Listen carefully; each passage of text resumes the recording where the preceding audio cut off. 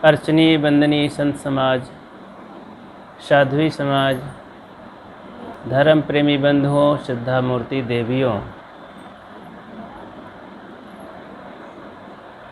आज ये बहुत ही महत्वपूर्ण सभा है। कोई विशेष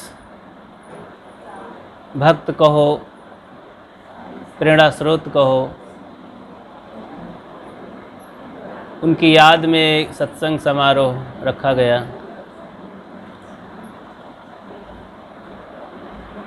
सद्गुरु कबीर का जब विचार रूपी गोला छूटा तो उसमें बहुत से लोग चौंके, जग गए।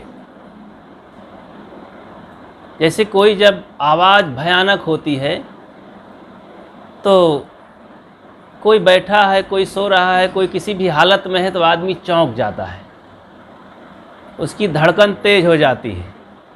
अरे ये क्या हुआ, कैसी हुआ, कैसी आवाज़ हुई, कहाँ हुई, कौन किया। तो सद्गुरु कबीर का जब ये विचार, मानवतावादी पारक विचार का डंका बजा, तोप की आवाज़ हुई, तो उसमें कई तरह के लोग जागृत हुए और क्वालिटी उसकी बन गई।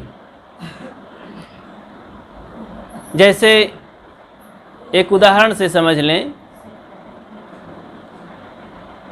कि जो घोड़े होते हैं, बड़े छोटे कई नस्ल के, कहा जाता है अरबी और तुर्की घोड़े की नस्ल बनाने के लिए जो उसके किसान होते हैं वो छोटे छोटे जो कुछ महीने कुछ के बच्चे होते हैं घोड़ों के, तो उनको लेकर के एक जंगल में एक घेरा बनाते हैं। 10, 20, 50, 100 की संख्या में जो असली और सही नस्ल के बच्चे होते हैं, उनकी वैरायटी अच्छी बनाने के लिए, तेज़ तर्रार बनाने के लिए जंगल में घेरा बनाते हैं। और वो घेरा दीवाल और खाई के रूप में बनाए जाते हैं। 3 घेरा बनाया जाता है, 3 खाइयाँ खोदी जाती हैं और दीवाल के अंदर वो भोजन पानी ग्रहण करते हैं। धीरे धीरे वही फिर घोड़े बड़े बड़े जवान हो जाते हैं, मजबूत हो जाते हैं। कभी आवाज़ अपनी ज़िंदगी में वो सुने नहीं रहते हैं।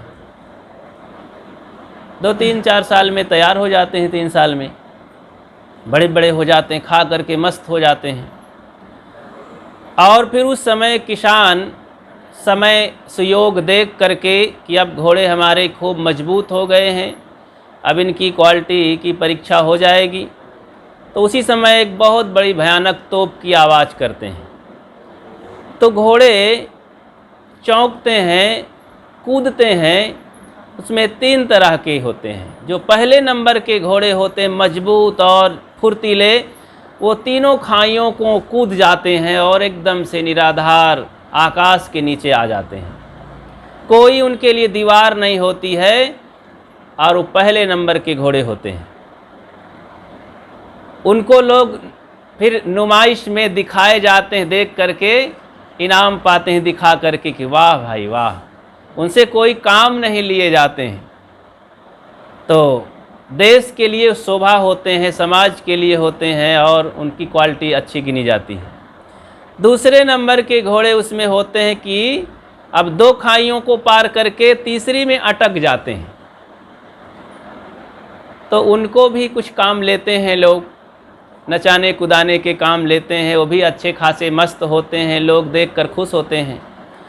तीसरे में होते हैं कि एक खाई को डांक करके तो वो क्या किए जाते हैं, वो तांगा और इक्के में नाधे जाते हैं। 8-10 जवान बैठ करके दौड़ाते हैं सड़क पर।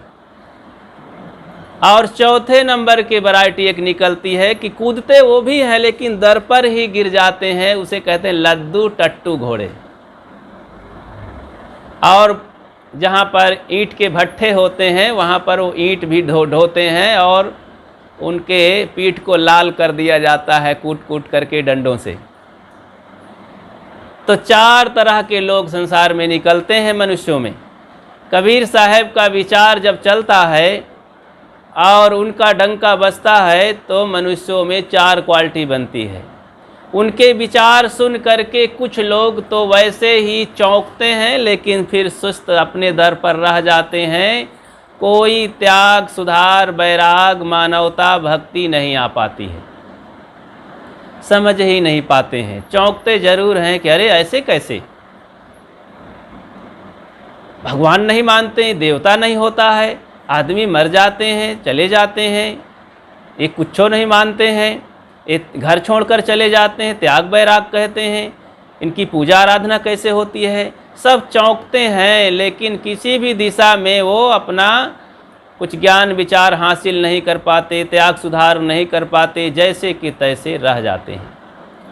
कुछ लोग चौंकते हैं तो 3 खाइयाँ क्या हैं? 3 खाइयाँ हैं, ममता मोह की खाई, जात पात की खाई और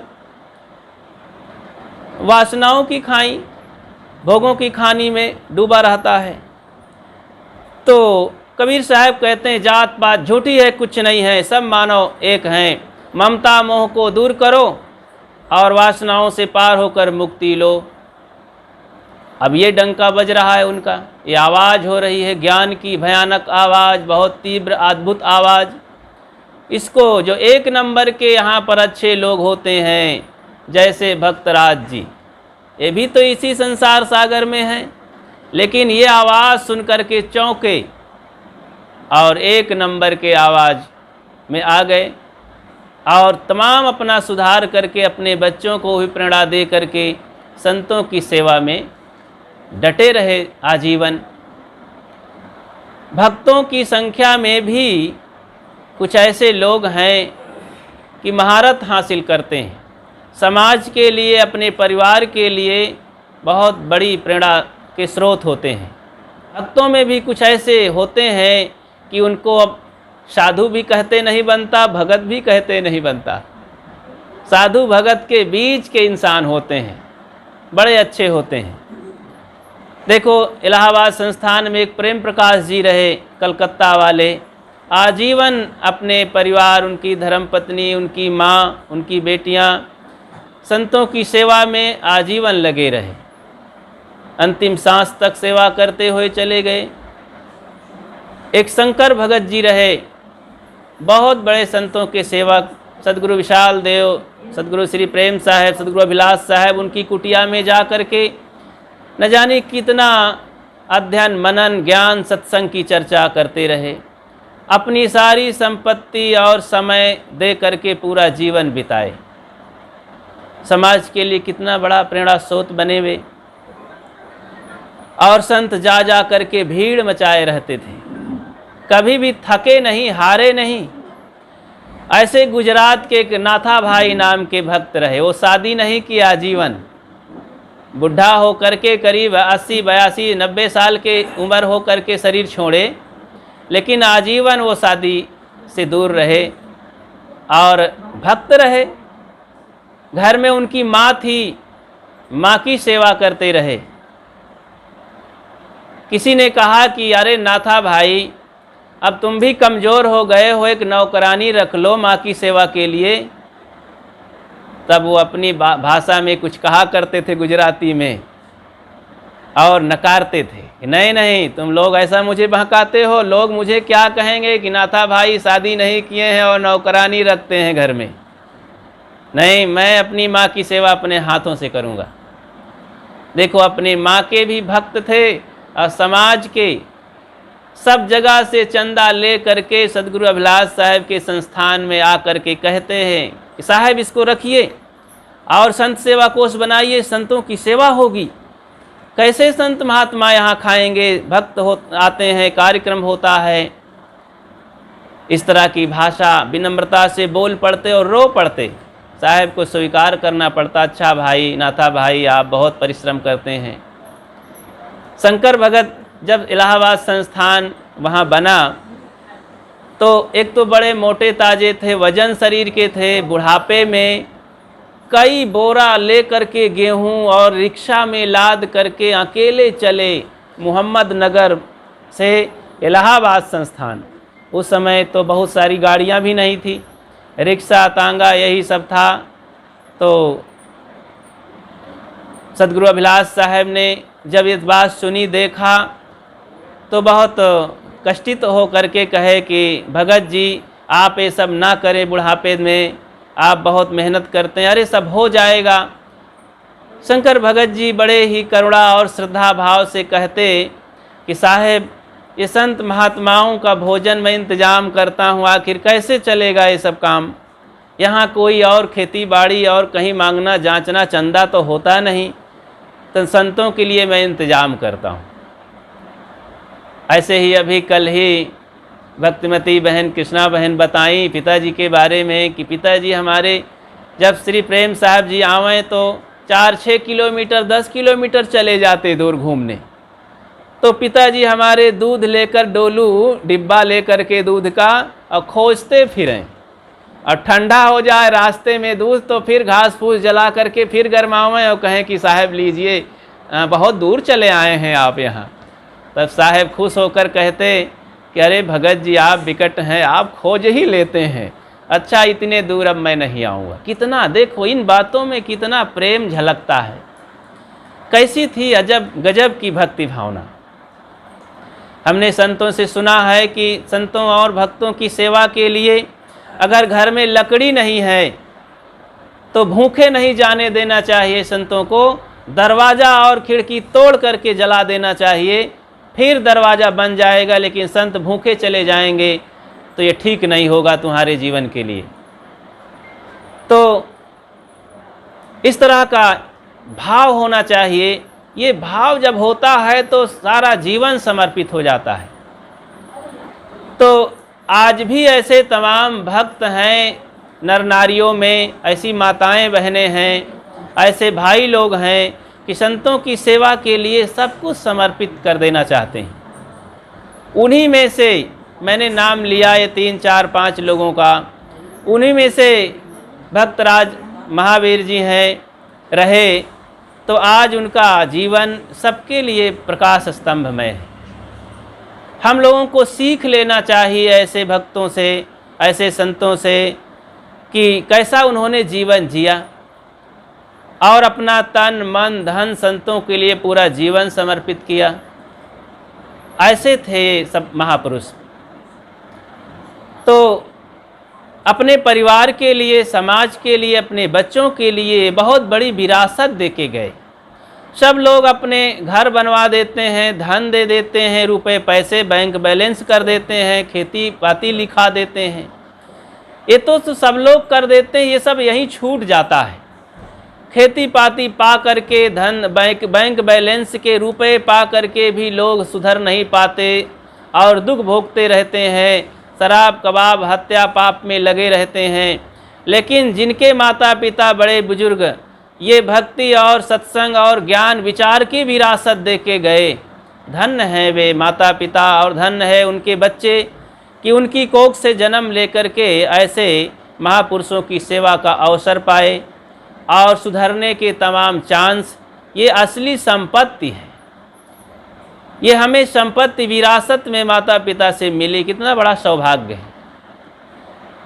आज हमें इनसे प्रेरणा लेना चाहिए। हम भी अपने बच्चों के लिए विरासत में क्या देना चाहते हैं?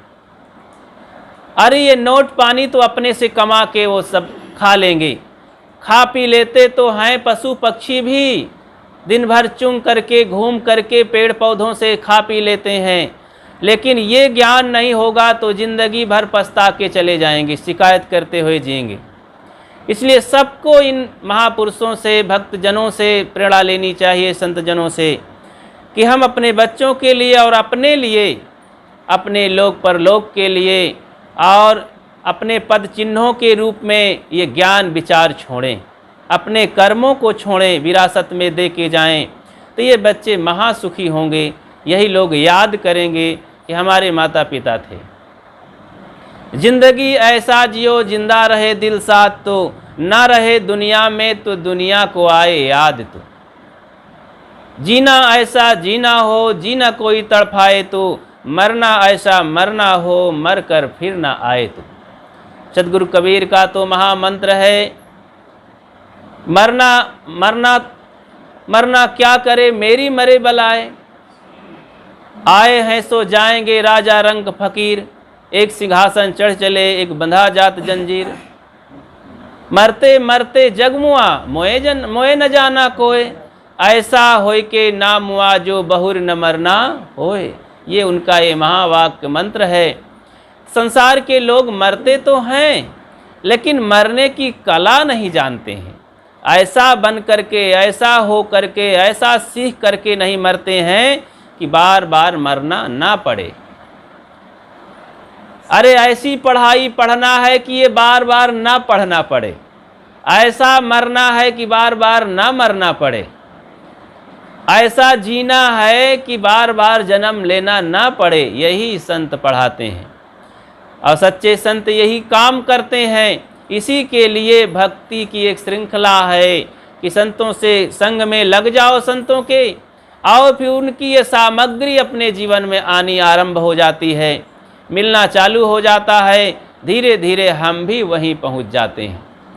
संत कहा करते हैं कि संत हैं इंजन हैं, बस डिब्बे बन जाओ, और जहाँ इंजन पहुँचता है डिब्बे वहीं खींच कर पहुँच जाते हैं। तो हम सब डिब्बे बने और इंजन ना बन पावे तो डिब्बे तो बने और वहाँ तक पहुँच जाएं जहाँ पर जंक्शन है, और फिर चारों तरफ वहाँ से गाड़ियाँ घूम जाती हैं, अपने अपने स्टेशन पर पहुँच जाती हैं।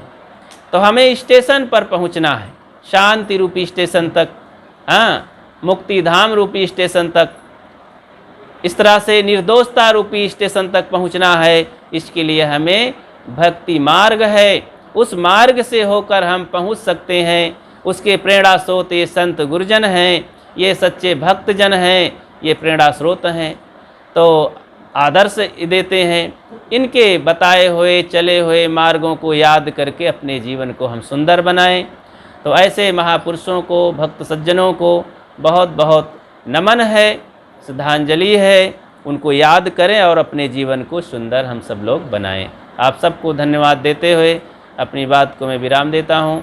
बोलिए सद्गुरु देव की जय, भक्त महावीर जी की जय।